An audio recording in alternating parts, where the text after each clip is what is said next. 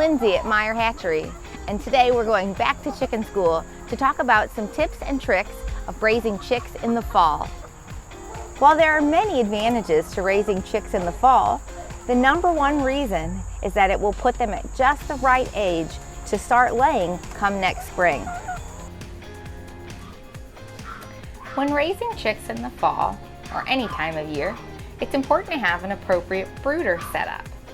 Brooders can come in many different shapes. They can be wooden with a mesh top. You can have a commercial type brooder. You can use a mesh, sort of a pen. You can also use just a plastic tote.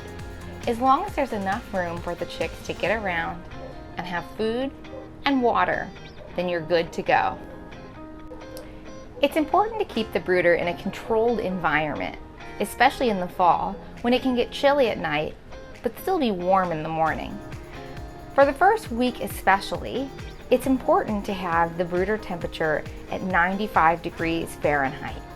You'll decrease this temperature as the chicks grow, but at first you really want to keep them warm as their down feathers don't regulate body heat. For heating the brooder, you can use a good old-fashioned heat lamp, or you can go with one of the newer brooder plates. Brooder plates are a great option because they reduce the risk of any sort of a fire, but they're also able to keep the chicks warm. With a brooder plate, it's good to make sure you give the birds plenty of room to get under the plate, as well as move out from the plate so that they don't overheat. It's important to provide your chicks with fresh, clean water. This water should be in a container that's small. That way, the chicks can't get caught in the water where they can't drown, and they can't get overly chilled if they should get too wet. You'll want to check their water a few times a day to make sure that they haven't kicked shavings in it or knocked it over. It's good to make sure the water is lukewarm or room temperature. You don't want to give them cold water, as that can cause them to catch a chill.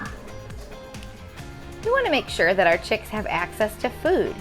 We recommend using a good chick starter food that is designed to help the chicks grow and has an appropriate level of protein.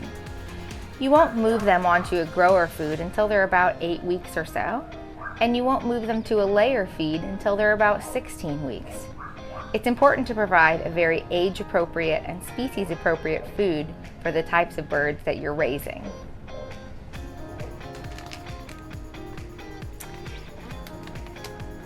In addition to providing your birds with clean, fresh water, we also recommend a Vital Pack.